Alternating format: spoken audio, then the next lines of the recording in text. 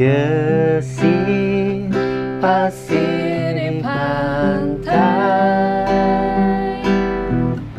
isyaratkan kepergianmu. Kau yang tak pernah hingga di hatiku.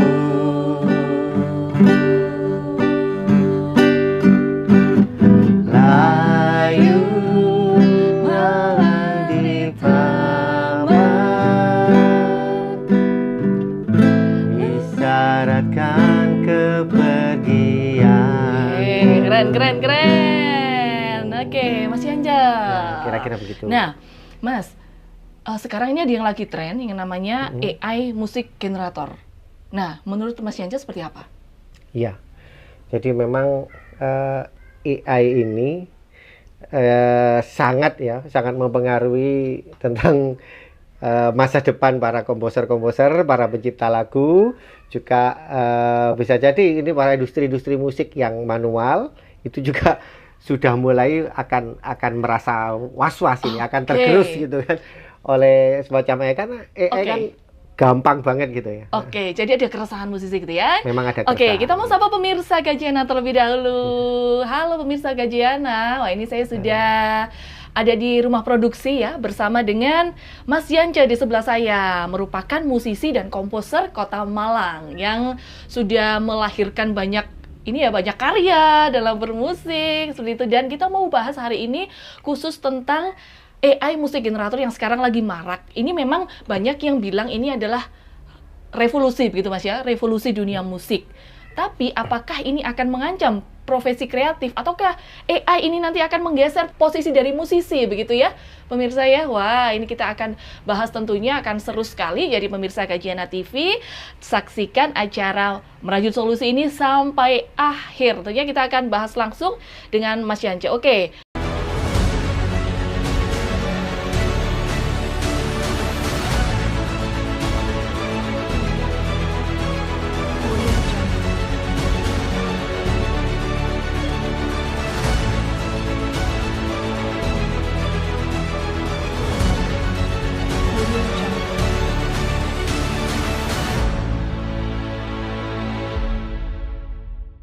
Mas, sebelum kita bahas ini, saya mau tanya dulu tentang karya ini ya, tentang karya yang sudah dilahirkan, yang sudah dibuat sama Mas Yanja sendiri ini sudah berapa lama sih Mas Yanja ini kalau boleh tahu menjadi musisi dan komposer Kota Malang ini berapa lama Mas Yanja? Jadi sebenarnya kalau bilang berkarya ya sejak zaman awal-awal kuliah itu sudah mulai mencipta lagu sendiri. Kadang-kadang pernah awal-awalnya itu ya, awal-awal mencipta lagu sampai jadi bintang tamu di sebuah konser musik festival di Kota Malang tingkat SMA dan sederajat. Itu awal-awalnya, jadi agak pede dari situ. Nah, terus kemudian mencobalah beberapa kembali bikin lagu kembali. Nah, sampai akhirnya puncaknya itu di masa pandemi kemarin. Jadi masa pandemi kemarin karena nggak ada kegiatan ya, orang-orang nggak ngapa-ngapain gitu di rumah, bikin karya sebanyak-banyaknya gitu. Oke, berarti sudah lama, puluhan tahun berarti ya kira-kira ya Mas? Puluhan tahun ya enggak lah gitu kan. Sejak tahun 95 lah. 95. Sejak tahun 95 untuk kalau menjadi kalau bikin lagu-lagu sendiri sekitar tahun gitu. Tapi kalau bermusiknya ya mungkin sejak tahun 92-an lah, 92 93 itu sudah mulai bermusik. Oke, mulai bermusik. Nah, kalau sekarang memang ini lagi tren ya Mas, yang namanya ada aplikasi yang lagi tren itu cukup diinstal aja, terus cukup masukkan kata atau bahkan lirik. Tidak diinstal itu. Ya gratis gitu ya. Bahkan tidak diinstal, jadi nempel di situ semacam. Misalkan anggap saja ini di Firefox gitu ya, nempel di situ, tinggal nempel di situ sudah langsung jadi, nggak perlu install gitu. Ya. Desktop istilahnya. Dan mudah sekali gitu mudah ya Mas sekali. ya, nggak ada hitungan menit berapa 1 menit 2 menit kita masukkan langsung jadi. Nah, menurut Mas Yanja sendiri ya sebagai musisi, ini dari hadirnya AI ini, bagaimana sih caranya kita supaya bisa mengolah? Jadi kan orang yang nggak bisa musik, yang nggak ngerti dunia musik, bisa jadinya bikin musik. Nah, seperti apa betul. menurut Mas Yanja? Jadi kalau saya lihat, saya juga mencoba untuk bikin dari itu ya. Jadi ada satu situsnya yang saya coba, tinggal klik gitu, kemudian saya bikin liriknya. Yang ini yang tidak berbayar ya, yang gratis di situ, bahkan sama sekali tidak mengeluarkan uang. Jadi saya bikin 3 bait gitu ya, 3 bait lirik lagu, saya tempel di sana, tinggal tentukan ini jenisnya musiknya rock atau mungkin ini pop atau jazz dan sebagainya, tinggal pencet di situ, klik, kemudian jadikan gitu kan. Jadikan hampir nggak sampai 1 menit benar, jadi bisa dikatakan 1, 2, 3, 4, 5, 6 bahkan 15 detik sudah jadi gitu. Nah, ini memang efeknya gitu ya. Tadi bagaimana efeknya ya, memang kalau bagi industri sekarang ya, industri ini kan bukan artinya tidak mengutamakan kepada idealis para pencipta-cipta lagunya gitu kan. Artinya pokok iki sesuai dengan zaman atau sesuai dengan zaman, musik-musik kekinian dan sebagainya. Itu kemungkinan ini yang sangat yang sangat berpengaruh gitu pada industri musik yang dilakukan manual oleh maksud saya manual adalah cara-cara dahulu sebelum ada AI gitu ya. Nah, ini memang sangat meresahkan gitu. Artinya yang muncul itu sudah disesuaikan, bahkan karakter kita dari kita menulis liriknya itu sudah bisa disesuaikan soul-nya di sana, bahwa oh ini karakternya seperti orang yang bikin lirik ini, maka akan sesuai gitu. Waduh, sesuai banget dengan keinginan yang menulis lirik tadi, muncul jadi nggak pakai hitungan lama, bahkan nggak sampai 15 detik sudah jadi. Memang sangat meresahkan gitu ya. Artinya bagi orang-orang tertentu yang ini saya bilang tadi adalah masuk industri ya, bahkan industri ini kan mikirnya kan sing penting payu gitu kan. Artinya ini sudah tidak melihat idealis. Ini laku terjual gitu pasti ya. Akan laku terjual dengan model-model lagu yang seperti akan laku terjual. Itu menurut saya itu memang sangat berpengaruh. Artinya orang akan apatis nantinya ya. Jadi industri-industri musik yang sekarang, apalagi zaman sekarang, mayor label pun sudah tidak berlaku gitu. Bahkan indie label muncul di mana-mana melalui YouTube, melalui Spotify, kita bisa memasukkan dengan mudah gitu ke sana. Ini akan sangat berpengaruh besar gitu ya. Akan sangat berpengaruh besar. Ya. Nah, dalam membuat karya sendiri tadi Mas Yanja bilang ada idealis gitu ya. Nah, dalam membuat lagu sendiri, apakah emosi, pengalaman, ekspresi itu yang pasti kan ada begitu ya dalam menguris secara manual. Nah, ketika itu dibuat menggunakan AI, nah apakah Mas Yanja merasa bahwa ketika di AI sama bikin sendiri ini perbedaannya ada di mana gitu Mas? Apakah dari sisi emosinya di AI belum dapat, atau lebih enak bikin sendiri? Ini seperti apa proses itu? Baik, ini pertanyaan sebenarnya yang sangat bisa membuat kami para musisi ini masih bisa bertahan gitu ya. Artinya bahwa memang kalau dilihat sekilas bagi mereka yang maksudnya awam di pengetahuan musik itu mungkin memandangnya bagus banget gitu ya.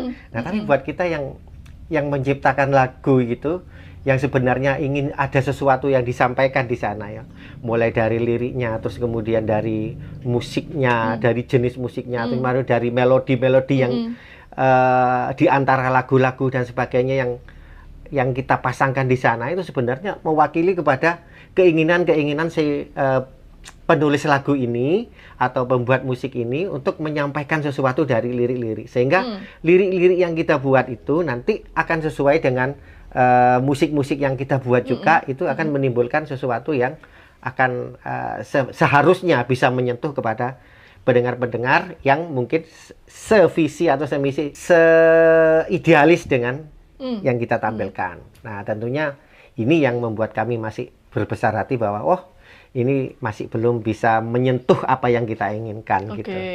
Jadi memang bagus secara industri kalau memang dijual, dan belum tentu juga misalkan kita ajukan ke produser gitu ya. Ajukan ke produser antara lagu buatan AI, kita nggak bilang ini dari AI, ini dari buatan kami gitu.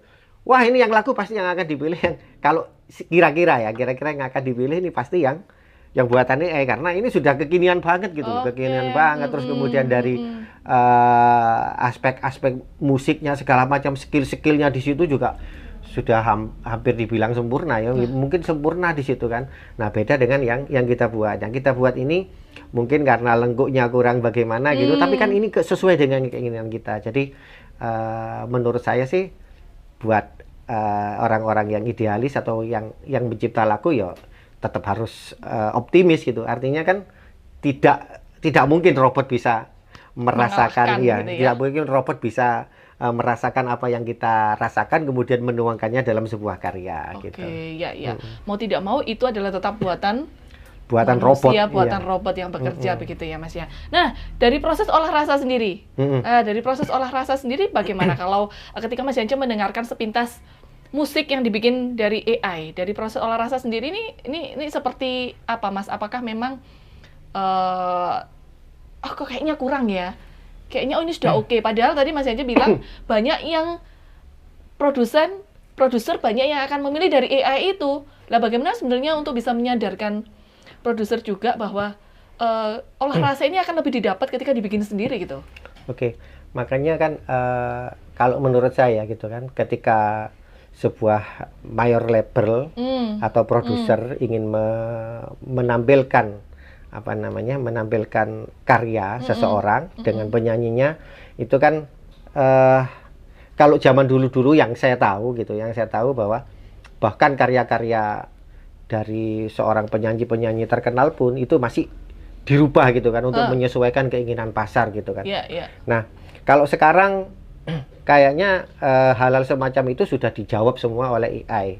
Artinya AI sudah bisa memenuhi keinginan para produser-produser. Jadi kesimpulan saya tadi bukan berarti benar 100% ya, tapi kesimpulan saya mengatakan bahwa kemungkinan AI ini dapat diterima dengan baik oleh sebuah produser atau seorang produser yang untuk menggunakan mayor label.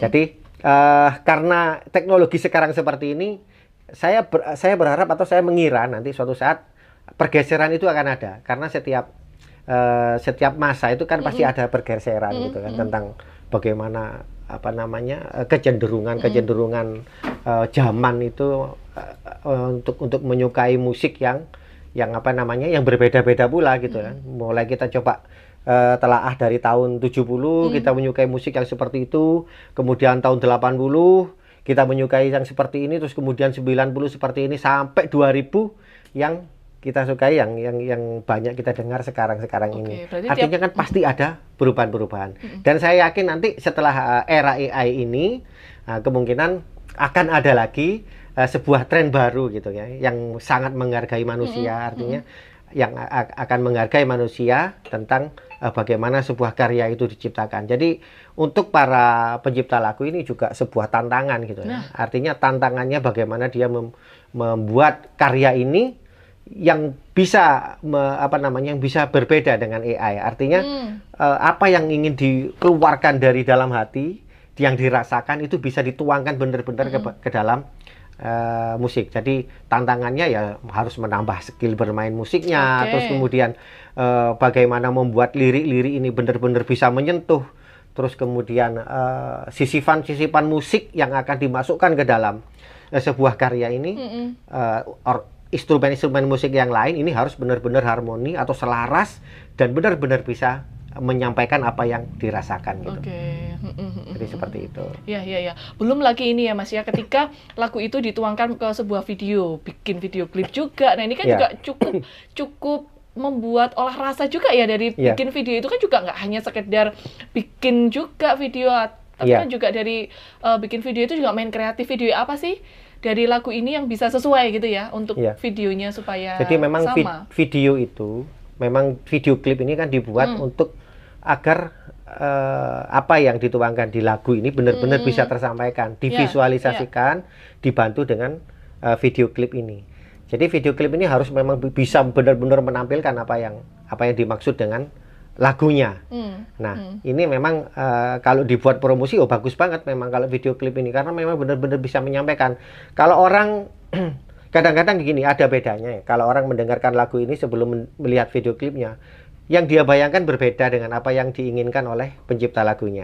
Tapi ketika orang ini melihat video klip yang memang sudah dirancang oleh oleh penciptanya, nah ini maka akan semakin dapat gitu. Artinya video klip ini memang sarana tepat untuk menyampaikan hasil karya, apa yang diinginkan oleh penulis lagu, terus kemudian apa yang pesan-pesan apa yang akan disampaikan pada lagu itu pasti akan mengena, ditambah dengan video klip. Oke, gitu. Ya, jangan-jangan ntar ini lagi ada AI lagi yang bikin nggak hanya musik tapi langsung jadi video gitu, gimana Mas? Ya, ini bisa jadi gitu bisa kan. Jadi kan ya. Bisa jadi sekarang suaranya, misalkan kita pakai suara wanita itu aja sudah banget gitu, kita kayak bener-bener suara orang gitu kan. Laki-laki juga begitu, bener-bener suara orang, jadi kita nggak bisa membedakan ini suara robot atau suara manusia, itu sudah nggak bisa membedakan lagi gitu. Nah, kemungkinan juga bisa begitu dengan videonya gitu, walaupun sekarang videonya masih berupa ya semacam animasi canggih gitu ya, tapi bisa jadi suatu saat malah sekarang robot aja sudah ada yang secantik manusia kan begitu. Oke. Nah, berarti Mas Yanja, dengan adanya AI ini berarti musisi ini kan harus melihat bahwa AI ini bukan sebagai pesaing begitu ya, tetapi sebagai mitra untuk memperkaya proses kreatif. Nah, sebenarnya apa yang bisa dari Mas Yanja sendiri, AI membantu apa sih dalam berkarya? Iya, memang kalau dipikir AI ini bisa menjadi mitra, bisa menjadi teman untuk memperkaya memperkaya hasil karya gitu ya, memperkaya ornamen-ornamen apa yang diperlukan. Namun ada beberapa musisi juga mungkin seperti saya gitu ya, yang wegah banget gitu loh. Moh aku dewangi, artinya gitu kan. Iya, betul, moh aku dewangi betul, gitu. betul. Karena saya masih itu tadi ya. Karena saya masih mampu gitu untuk membuat musik ini yang bisa mengalahkan dia gitu. Artinya orang-orang yang seperti saya ini ada, tapi nggak harus seperti itu juga. Artinya kalau pengen maju, pengen pengen biar kita tetap eksis, ya kita harus mengikuti perkembangan zaman gitu. Artinya ya kalau kita harus berkolaborasi dengan AI, ya kenapa tidak, selama itu masih 80% atau 90% adalah karya kita gitu.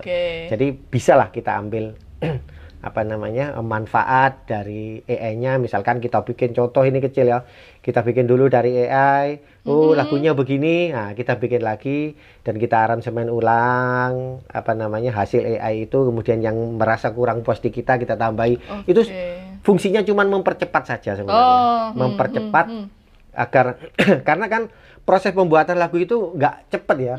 Jadi kita sekarang dapat senandungnya misalkan, itu kita cari refnya, kita cari chorusnya, kita cari ini nggak pada waktu itu juga. Jadi kita cari hari lagi, kemudian sambil bersenandung mengingat kembali baru. Setelah kita temukan, kita satukan, itu kalau saya ya. Jadi saya cari musiknya dulu, kemudian liriknya apa yang cocok dengan ini ya gitu. Dengan apa yang saya pikirkan waktu saya menemukan senandung yang ini, apa saya pikirkan, baru saya membuat seperti itu. Tapi kadang-kadang juga saya bikin liriknya dulu, kemudian saya mencari senandungnya yang sesuai dengan liriknya. Itu kalau nggak apa-apa ya, itu dua langkah yang sama ya, dua cara yang jadi sama ya. Sebenarnya bebas kita dari mana inspirasi yang kita dapatkan. Kadang-kadang dari musiknya dulu, kadang-kadang dari liriknya dulu, kadang-kadang dari senandungnya dulu, kadang-kadang dari melodinya dulu di sebuah lagu. Akhirnya kita bisa membuat seperti itu. Itu tergantung mood kita. Jadi ya bisa dibilang musisi-musisi ini, para seniman-seniman ini kan mood-moodan orangnya. Artinya kalau dia lagi mood, bisa membuat lagu ini dalam sehari jadi juga bisa gitu kan. Kalau lagi nggak mood, bisa berbulan-bulan bahkan gitu kan, dalam menciptakan sebuah karya gitu. Jadi menurut saya memang lebih baik kalau kita mengikuti perkembangan zaman agar kita tidak tergerus gitu. Artinya kan anti-anti juga tidak terlalu boleh, karena kalau kita terlalu anti, nanti kita tidak tahu perkembangan, akhirnya kita akan tertinggal gitu kan. Artinya kalau kita masuk di industri, kecuali kalau untuk dikonsumsi sendiri ya, kalau kita masuk di industri musik, ya kita harus mengikuti perkembangan zaman agar apa juga yang, kan lagu ini sebenarnya apa yang ingin kita sampaikan untuk edukasi ya kepada masyarakat. Itu yang lagu yang baik menurut saya.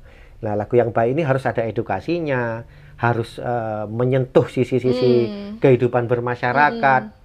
Dan yang penting, yang jelas lagu ini tidak membuat orang akhirnya berbuat yang negatif. Lagu ini sebenarnya dari dulu saya mengenal bahwa lagu ini memang diciptakan seseorang untuk mempengaruhi orang itu berbuat kebaikan kan gitu. Intinya di sana. Nah, ketika lagu ini sudah membawa kenegatifan, maka ya tidak berhasil gitu ya. Dinilai sebagus apapun itu ya menurut saya itu bukan hasil karya yang bagus untuk diperlihatkan, untuk diperkenalkan kepada orang-orang. Gitu. Ya. Nah, ini Mas Yanja, saya pernah ya coba gitu ya, coba ngetik di ini ya, ngetik liriknya. Oh enggak, bukan lirik sih, masukkan ini aja. Misalnya lagu Merdeka Berkarya. Liriknya dari sawah hingga cakrawala. Lah itu kan apa ya maksudnya ya? Dari sawah hingga cakrawala. Kayak menurut saya kok lucu banget ya, dari sawah hingga cakrawala. Lah ini jadi apa ini Mas? Jadi saya dengar ya, saya belum paham banget. AI itu kan ada 8 pemikiran atau 10 pemikiran orang yang di situ disatukan untuk mendeteksi apa yang sebenarnya diinginkan oleh penulis itu. Kalau cuma 3 kata seperti itu, ya pasti mereka akan bingung gitu kan. Apa sih sebenarnya dimaksud gitu. Tapi kalau kita memasukkan minimal 10 kata di sana, 10 kata akhirnya kan akan berkesinambungan ya. Kata dari bait pertama, kemudian bait keduanya, bait ketiganya itu berhubungan seperti apa. Nah itu kalau mau ditambah, dia bisa menambahkan sendiri gitu. Bisa menambahkan, oh ini maksudnya seperti ini. Jadi lebih realistis gitu. Artinya kalau buat teman-teman yang kepingin menciptakan lagu tapi dia tidak pede dengan kemampuannya berpuisi atau menciptakan sebuah narasi dalam yang puitis itu, akhirnya juga akan menjadi kacau gitu loh.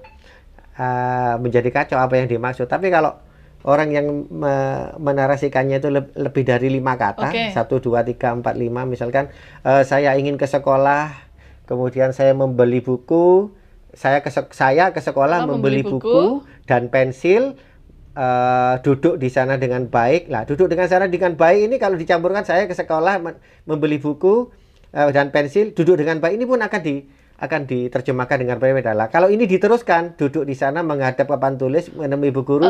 Nah, kalau lengkap seperti itu akan bisa dilakukan dengan baik oleh AI gitu. Nah, contohnya seperti itu. Mas, kita lihat sekarang ini yang saya dapat dari ini ya, yang saya dapat dari lansiran, ini sudah ada loh Mas beberapa perusahaan rekaman di dunia bahkan, ini sudah kelas dunia, menggugat yang namanya kecerdasan buatan AI di aplikasi ini gitu ya. Nah, mengenai pelanggaran hak cipta. Nah, kalau menurut Mas Yanja sendiri seperti apa kalau kita ngomong tentang pelanggaran hak cipta dari AI ini? Karena sudah ada yang menggugat perusahaan label terbesar di dunia. Ini yang digugat hak cipta yang mana gitu, yang dimiliki oleh AI. Ketika AI muncul dihakkan gitu. Perangkat ini mencari musik menghasilkan karya yang serupa, mirip. Jadi misalnya mengetik masukkan sesuatu begitu ya, dan hasilnya mirip dengan lagu yang sudah ada. Yang sudah ada. Nah, ini sudah banyak banyak yang melakukan gugatan. Nah, ini seperti apa Mas?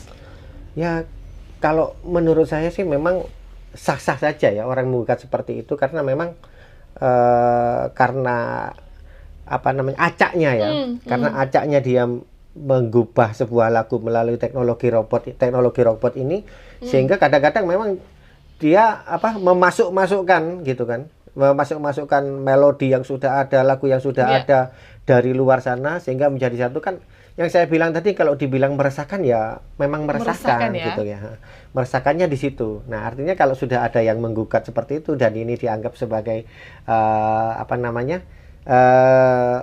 produk hukum yang berlaku ya, tidak ya, saya tidak akan menyalahkan, bahkan mungkin ya sah-sah saja gitu kan, karena saya sendiri kan agak anti yang dibilang tadi kan. Artinya walaupun saya mengatakan diri sendiri bahwa saya tidak boleh anti dengan teknologi, tapi memang keresahan saya mengatakan bahwa wah iki ngerusak ya kan gitu kan. Artinya mereka yang sudah merasa terusak itu, terusik karena hasil karya mereka akhirnya tiba-tiba dimunculkan di salah satu itu ya wajar menurut saya. Artinya random yang dilakukan oleh oleh si AI ini bisa jadi nanti suatu saat lagu saya malah yang kena gitu kan.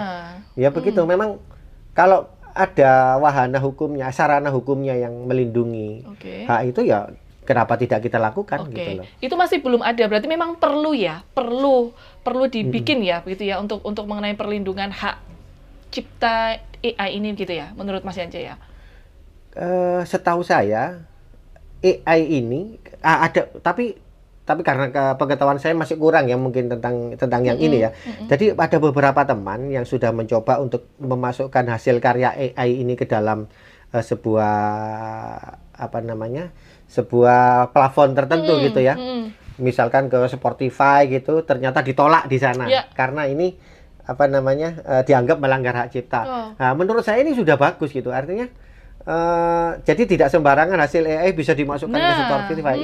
Itu sudah tertolak dengan sendirinya di sana. Ini menurut beberapa teman ya, karena saya belum pernah mencoba itu dan mungkin suatu saat ingin tak coba gitu. Tapi kan saya tidak ada waktu untuk melakukan itu selain hasil karya sendiri gitu kan. Jadi menurut saya sudah peraturan ini sudah cukup adil. Artinya yang diciptakan di AI ini sudah tidak bisa masuk ke Spotify itu wis alhamdulillah buat saya gitu. Kalau kita dengar menurut telinga saya itu 98% malahan. 98% itu mirip banget dengan suara wanita beneran. Nah, cuman masalahnya yang menyanyikan nanti akan sama ketika kita bikin lagu yang lain pun dengan suara wanita ya dia juga gitu. Ini yang saya coba ya. Saya menggunakan satu platform. Ini belum platform yang lain karena saya mencoba aja pada waktu itu gitu. Nah ini Mas, yang terakhir Mas Yance berpesan apa sih kepada teman-teman sesama musisi, sesama komposer yang ada di Kota Malang melihat trennya AI sekarang? Pesannya seperti apa Mas Yance? Ya, buat teman-teman sekalian, menurut saya kemajuan teknologi ini tidak perlu dibenci banget. Nah, namun tetaplah kita kepada keyakinan bahwa soul dan rasa kita sebagai manusia adalah sebagai seorang seniman akan tetap bisa menyaingi apapun yang dilakukan oleh semacam robot gitu ya. Artinya kita manusia masih akan bagaimanapun akan lebih baik daripada robot. Jadi nggak perlu merasa resah terlalu berlebihan, teruslah berkarya. Karena penghargaan seseorang akan diberikan kepada kita semuanya ketika karya itu adalah benar-benar layak untuk untuk dirasakan, layak untuk diterima dan layak untuk menjadikan edukasi buat masyarakat. Setuju sekali karena sudah banyak karya yang dihasilkan Mas Yance ini yang keren-keren.